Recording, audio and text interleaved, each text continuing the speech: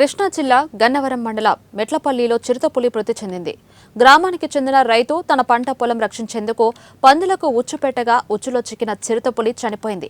రైతు ఉదయాన్నే పొలం వద్దకు వెళ్లి చూడగా ఉచ్చులో చిక్కి మృతి చెందిన చిరుతపులి కనిపించింది. దీంతో గ్రామస్తులు, పరిసర ప్రాంత ప్రజలు ఒక్కసారిగా అవాక్కయ్యారు. మెట్లపల్లి చుట్టుపక్కల అటవీ ప్రాంతంలో ఇంకా చిరుతపులులు ఉన్నాయేమో అంటూ గ్రామస్తులు, చుట్టుపక్కల ప్రజల భయాందోళనకు గురవుతున్నారు.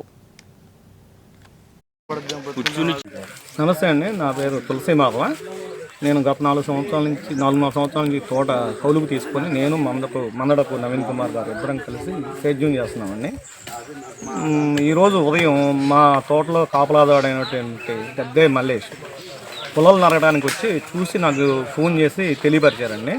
తెలియపరిస్తే నేను నమ్మక బెల్లపు మహేష్ కుమార్ని మెట్లపల్లిలో ఉంటారు వాస్తవ్యులు, వారికి ఫోన్ చేసి వెళ్ళి నాన్న ఇదేంటో చూడు పులి అంటున్నారు, అది ఎంతవరకు నిజమో అనగానే వారు వచ్చి దగ్గరికి వెళ్ళి చూసి అన్నయ్య నిజమే పులి, చిరుతపులి చనిపోయి ఉంది అని చెప్పారండి. తెలియపరచంగానే మేము గన్నవరం నియోజకవర్గం గన్నవరం మండలం మెట్లపల్లి గ్రామంలో ఈరోజు అటవీ ప్రాంతానికి దగ్గరగా ఉన్న ఒక తోటలో ఉచ్చులో చిరుతపులి పడి చనిపోవడం జరిగింది.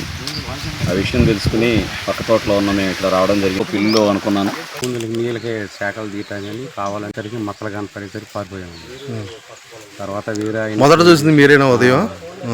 తర్వాత తెలిసిన ఆయన మా ఓనర్ గారు ఫ్రెండ్ ఉంటే ఫోన్ చేసి రాపించామండి.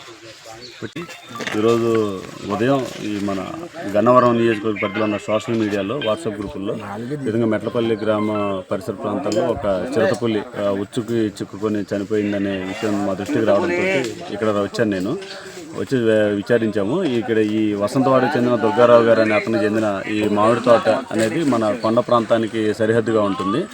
ఇందులో మామిడి మొక్కలు పెంచుకుంటున్నారు ఆయన. ఈరోజు ఉదయం